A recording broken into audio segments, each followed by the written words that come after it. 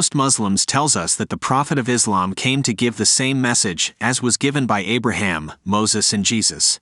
But when you ask them what exactly was that message, they have no reply and would rather escape from the scene by telling us that he gave us the revelation that God is one. Really? Is this the message?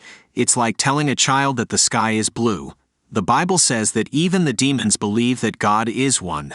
So if there is no other message other than God being one, why should I not believe that Islam is an invention of demons who also agree to that?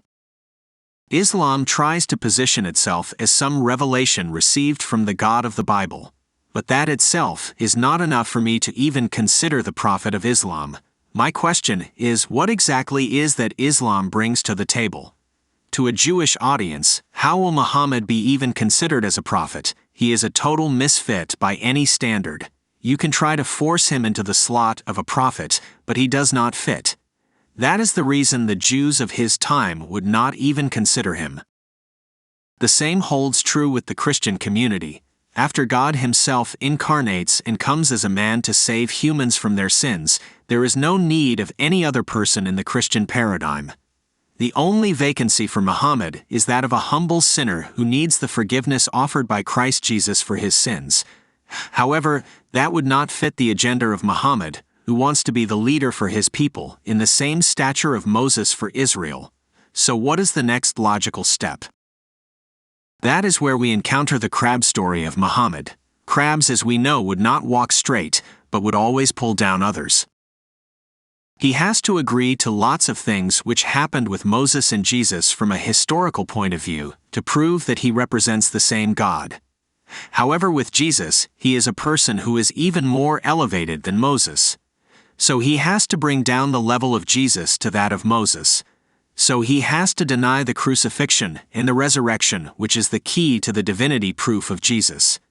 To dislodge Jesus from his position, he also needs to deny the Trinity of God, which equates Jesus to the Father. There is therefore only one way left to position himself as a prophet. He therefore tries to grab the continuity from Abraham and makes it look like he is taken over from Ishmael.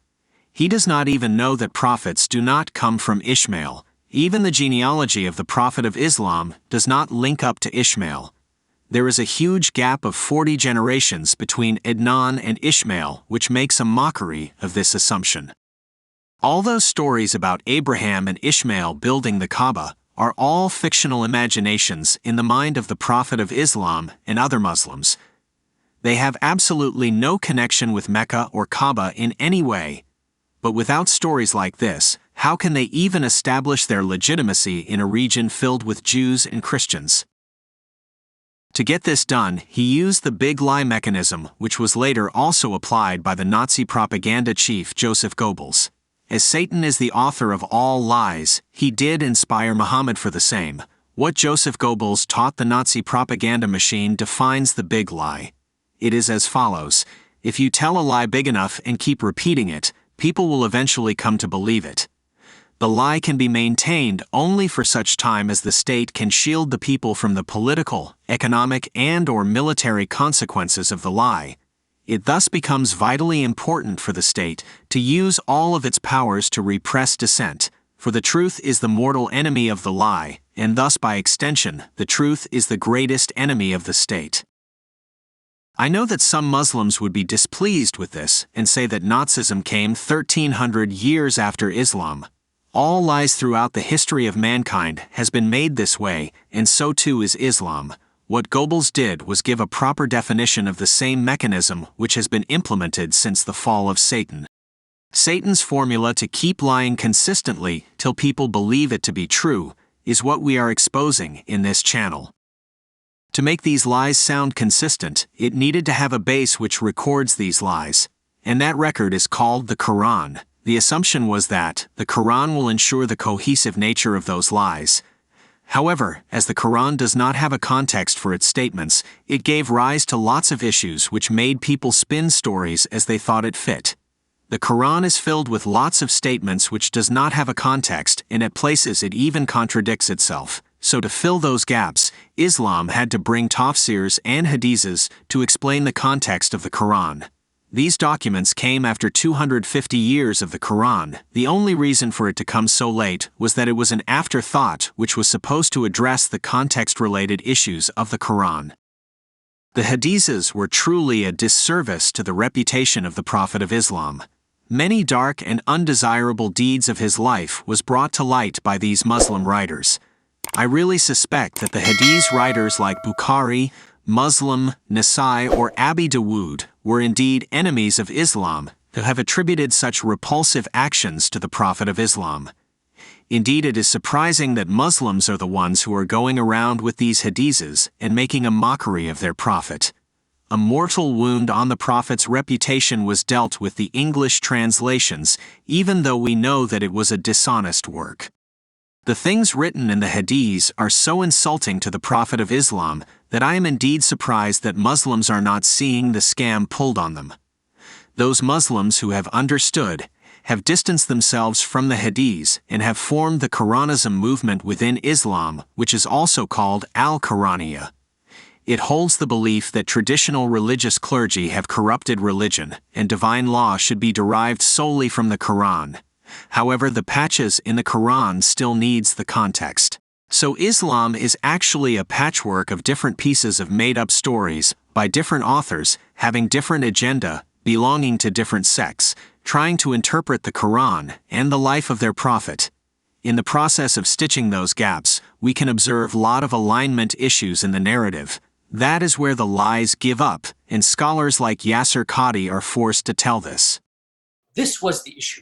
That the issue of ahruf and preservation and qira'at and relationships between them, these are very, very difficult issues. And the most advanced of our scholars, they're not quite fully certain how to solve all of the unanswered questions in there. In a Muslim environment, there's always some respect that we have for the Quran. We should.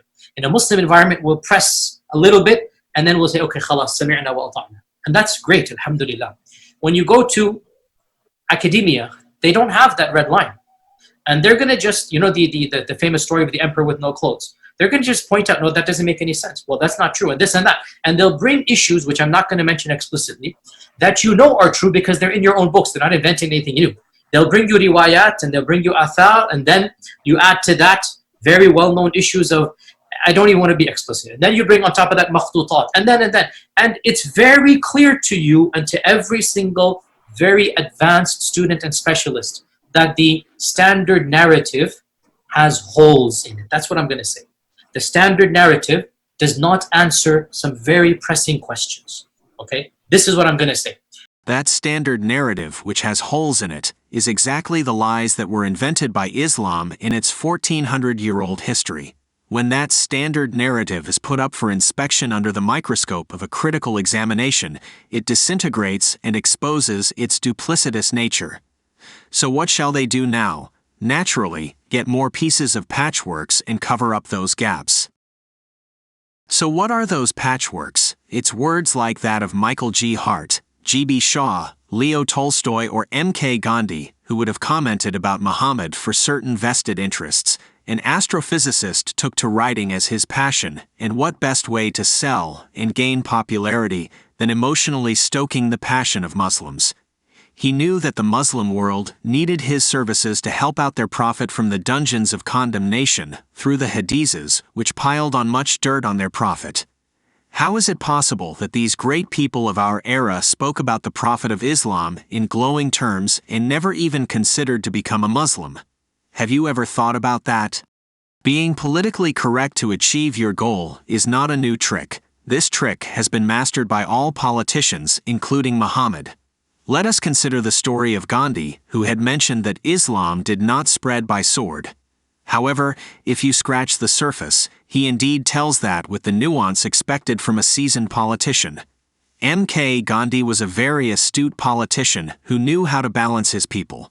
Read this comment from him, where he says that Islam is the religion of peace in the same way as Christianity, Buddhism, and Hinduism is.